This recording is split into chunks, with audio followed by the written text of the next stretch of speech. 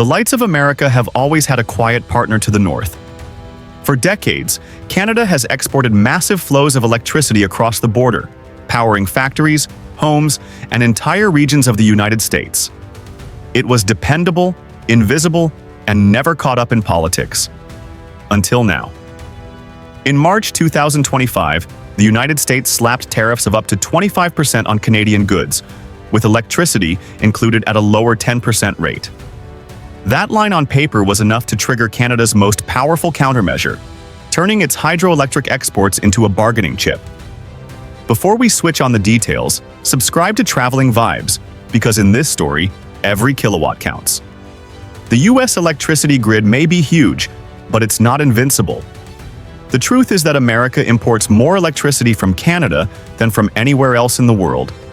In 2022 alone, those imports peaked at 65 terawatt-hours, about 1 to 2% of all US demand.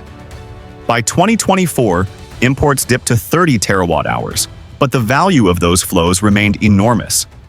Canada sold $5.8 billion worth of electricity to the United States in 2022, and even in the weaker year of 2024, the figure stood at $2.6 billion. These are not just background numbers. They are the lifeblood of certain regions. Where are the pressure points? New England relies on Quebec's massive hydropower reservoirs for winter reliability. New York leans on Canadian imports to stabilize its grid during peak demand. Minnesota and the upper Midwest have ties to Manitoba Hydro that balance their wholesale markets. The Pacific Northwest and California benefit from cross-border power to smooth seasonal shortages. It's not the whole country, but in these 5 areas, Canada is the hidden stabilizer. Now add tariffs. A 10% tax on imported electricity means U.S. utilities must pay an extra $250 to $580 million a year, depending on volumes and prices. At 25%, the impact climbs to $629 million to $1.5 billion. On a per-unit basis, that's an extra $9 to $22 per megawatt-hour, a cost that spikes most painfully in years when gas, oil, and coal are already expensive. The Energy Information Administration calculated that overall U.S. consumers would see electricity costs rise by 0.14 to 0.35% nationwide.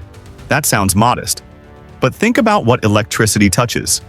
Every factory line, every supermarket freezer, every server farm and apartment. Fold those costs into the broader economy, and they feed directly into inflation, which already hovers around 3%. A nudge in electricity costs becomes a drag on everything. The regions that rely most on Canadian imports feel it far worse.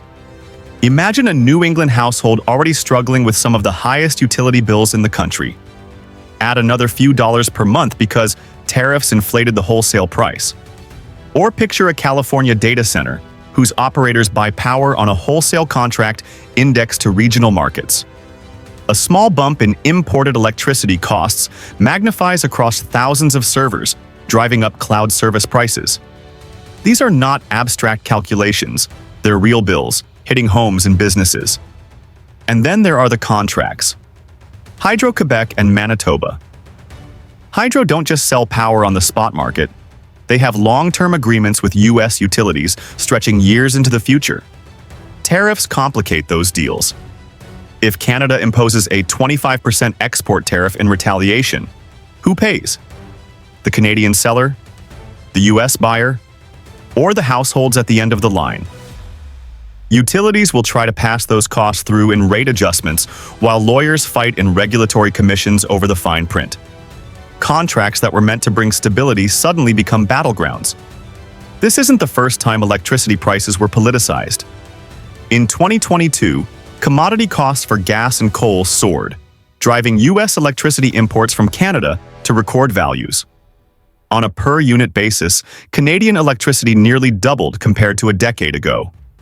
Tariffs now threaten to lock in those elevated prices, making a temporary spike into a permanent burden. So how might this play out? There are 3 scenarios. In the baseline case, a 10% tariff sticks. Prices creep up, particularly in the 5 exposed regions.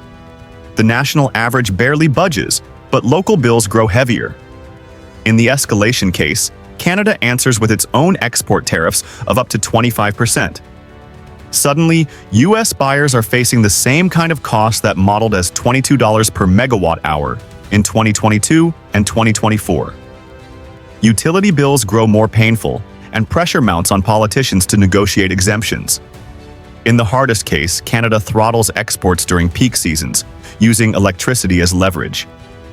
There's no nationwide blackout, but in New England winters and California summers, the absence of Canadian power tips the grid toward stress alerts, price spikes, and conservation pleas. Who stands to gain? Natural gas generators that get called up more often. Battery storage operators who thrive on price volatility. Renewable developers pushing to fill the gap with domestic projects. Who loses? Import-reliant utilities trapped in contracts. Industrial plants in the Midwest and Northeast paying more for power. And millions of households in already expensive states who now shoulder a tariff tax on top of high fixed charges. The politics of this moment cannot be ignored. For decades, electricity flowed across the US-Canada border without tariffs because both countries treated it as a mutual necessity. By wrapping electrons into the machinery of tariffs, Washington has weaponized something once treated as neutral. Ottawa can now use electricity as leverage in return. The US thought it could tax Canadian goods and energy to gain advantage. Instead, it risks turning the lights of its own border regions into bargaining chips. And it isn't just about numbers on a bill. Consider the symbolism. America, the world's largest economy, finding its grid stability dependent on the goodwill of its neighbor. This is about sovereignty, about interdependence, and about how a trade war can ripple through the most basic needs of life. Looking ahead, several factors will decide how severe this crisis becomes. If Washington carves out exemptions for electricity, the impact may soften. If Ottawa responds aggressively, tariffs could escalate into a cycle of cuts and countercuts. If gas prices fall, the pain may ease, but if they rise, the tariffs will magnify the shock. Weather will be critical. A harsh winter in the Northeast or a blazing summer in California could turn small percentage shifts into dangerous grid events. And at the contract level, disputes between Canadian suppliers and US utilities will shape how quickly households feel the pinch. The outcome will also reshape energy politics in North America.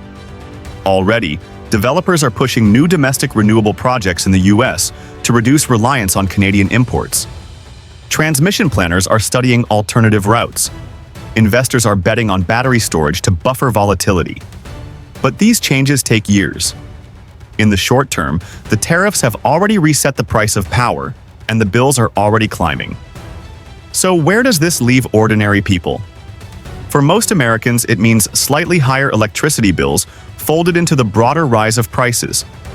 In the end, Canada's decision to use electricity as leverage in this tariff war is more than a policy shift. It's a reminder of how fragile our modern systems really are. A single line on a trade order can ripple into homes, businesses, and entire regions, raising costs and straining reliability. For Washington, it's about politics. For Ottawa, it's about leverage. But for ordinary people, it's about the bill that arrives at the end of the month.